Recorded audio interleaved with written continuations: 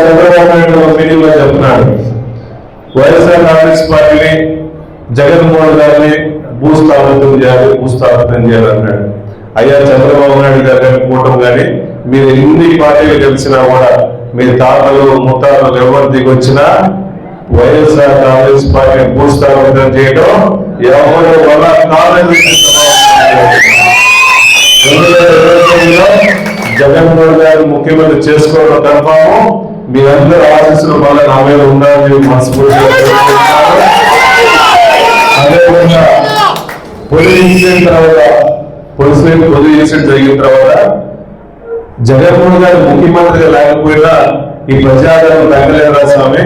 అతను ప్రతిపక్షంలో ఉన్న రాజులానే ఉన్నాడు, అధికార పక్షంలో రాజులా ఉన్నాడని చెప్పేసి ఎక్కడ పోయినా ప్రోగ్రాం పెట్టినా 10 మంది రండి, 20 మంది రండి, 50 మంది రండి, 100 మంది రండి అని చెప్తున్నాడు.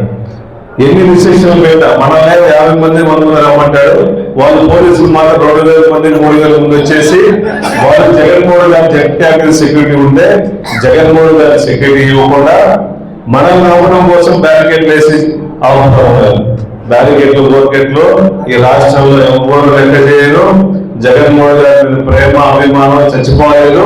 ఇంకా రెడ్డి పూసామంత కార్యకర్తలు పనిచేస్తున్నారు. ప్రజలు కూడా ఆ రామరాజ్యం మళ్ళా రావాలి, రాముడు పరిపాలన చేస్తే బాగుంటది.